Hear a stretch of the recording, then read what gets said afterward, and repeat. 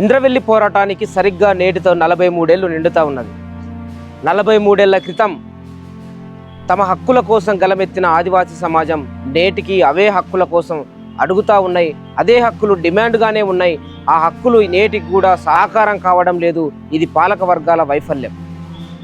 ఆనాడు 1981 ఏప్రిల్ 20న మహత్తరమైనటువంటి ఇంద్రవెల్లి పోరాటానికి నాంది పలికినటువంటి ఆదివాసీ సమాజం ఈ భారతదేశంలో తాము ఎదుర్కొంటున్నటువంటి ఒక దుర్భర పరిస్థితులను అద్దం పట్టే విధంగా తమ డిమాండ్లను ఈ సమాజం ముందు ఉంచింది.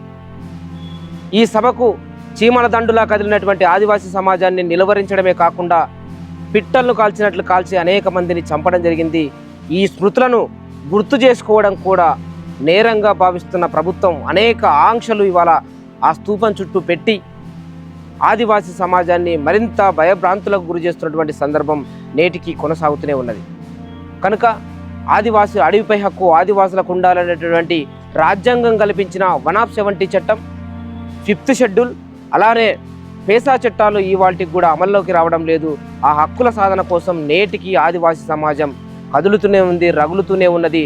అవి డిమాండ్లుగానే ఉన్నాయి. ఆదివాసీ సమాజం తమ డిమాండ్లను సాధించుకునేటటువంటి క్రమం లోపల అనేక పోరాటాలు నిర్మాణం చేస్తూ నేటికి కూడా అడవి ఇంకా మండుతూనే ఉన్నది. అడవి రక్తపుటేరులై పారుతూనే ఉన్నది.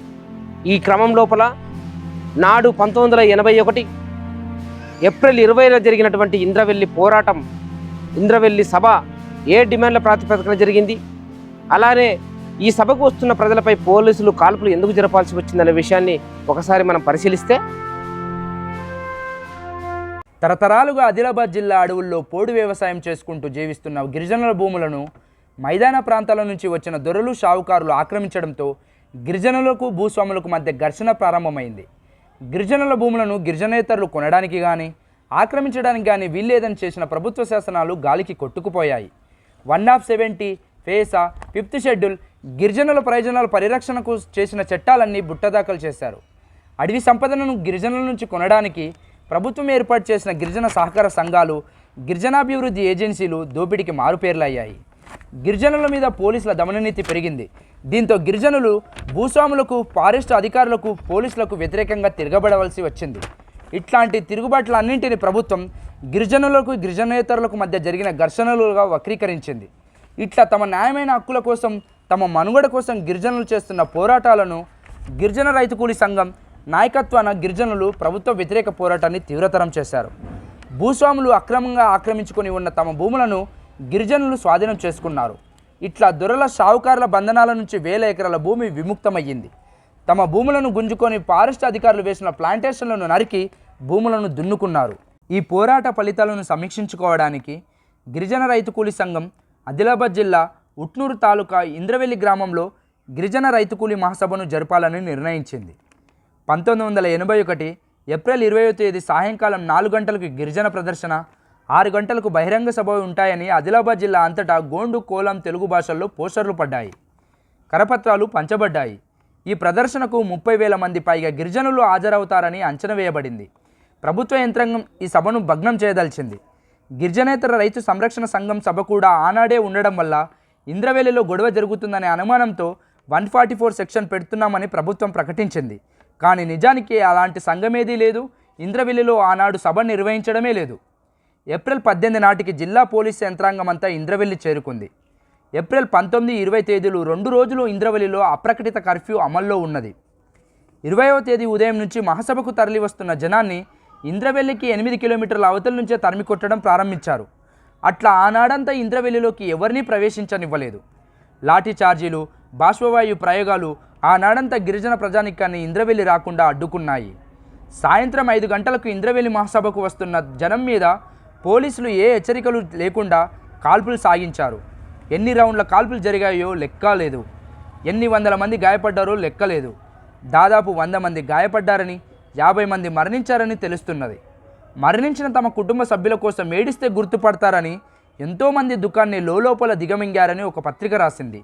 24 శవాలను పోలీసు వ్యాన్లో ఎక్కిస్తుండగా చూశానని ఒక ప్రత్యేక సాక్షి చెప్పాడని ఇంకో పత్రిక రాసింది.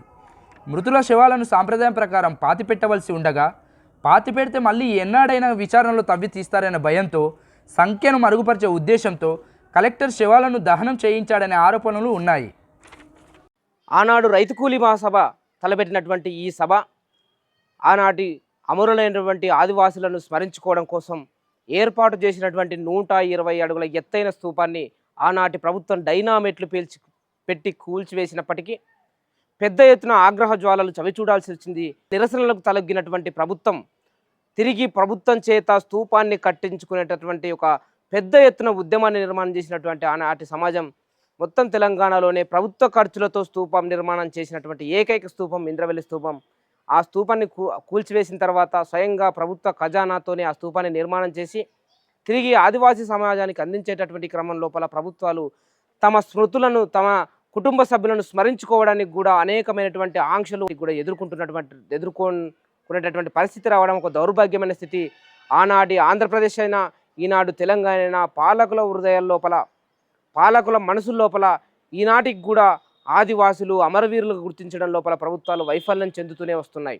తెలంగాణ ఉద్యమం కోసం తెలంగాణ స్వరాష్ట్రం కోసం అమరులైనటువంటి వారిని తెలంగాణ ప్రభుత్వం ఎట్లయితే అమరవీరులుగా గుర్తించి వారి యొక్క స్మృతి చిహ్నాలు ప్రతి జిల్లాలో నిర్మాణం ఎట్లయితే చేస్తూ ఉన్నావో ఆదివాసులను కూడా ప్రభుత్వమే చంపింది కనుక వాళ్ళు చనిపోయింది తమ హక్కుల సాధన కోసం, జల్ జంగల్ జమీన్ కోసం చనిపోయారు కనుక వాళ్ళను కూడా అమరవీరులుగా గుర్తించాల్సినటువంటి అవసరం ఉందని చెప్పేసి మొత్తం తెలంగాణ సమాజం మరీ ముఖ్యంగా ఆదివాసీ సమాజం చాలా ఏళ్ల పాటు డిమాండ్ చేస్తూ ఉన్నది. కానీ ప్రభుత్వాలు కనీసం ఆదివాసీ సమాజాన్ని పట్టించుకోవడం లేదు. ఇది అత్యంత దుర్మార్గమైనటువంటి సంఘటన. కనుక ఇంద్రవెల్లి పోరాటంలో చనిపోయినటువంటి అనేక మంది ఆదివాసులను తప్పనిసరిగా అమరవీరులకు గుర్తించడంతో పాటు ఆ చరిత్రను పాఠ్యపుస్తకాల్లో చేర్పించే బాధ్యత ప్రభుత్వాలు తీసుకోవాల్సినటువంటి అవసరము ఉన్నది. అలాగే నేటికి 170 చట్టం కావచ్చు, 5th షెడ్యూల్ కావచ్చు, అలానే పేసా చట్టాలు ఇవాళ పాలక వర్గాలు చెప్పు చేతుల్లో ఉండిపోయినాయి. ప్రజలకు అది అమల్లోకి రావడం లేదు. ఇవాల్టి కూడా అడవిపై హక్కు ఆదివాసులకు లేదు, అడవిపై సంపదపై హక్కు ఆదివాసులకు లేదు. ఇవాళ కార్పొరేట్ గద్దల పాలవుతున్న అడవిని కాపాడుకోవాల్సినటువంటి బాధ్యత, ప్రకృతి విధ్వంసం అవుతున్నటువంటి దాన్ని గమనిస్తూ ఆదివాసీ సమాజానికి అండగా నిలవాల్సినటువంటి అవసరం ఉంది. అదే ఇంద్రవెల్లి అమరులకు మనం వచ్చేటువంటి నిజమైన నివాళి.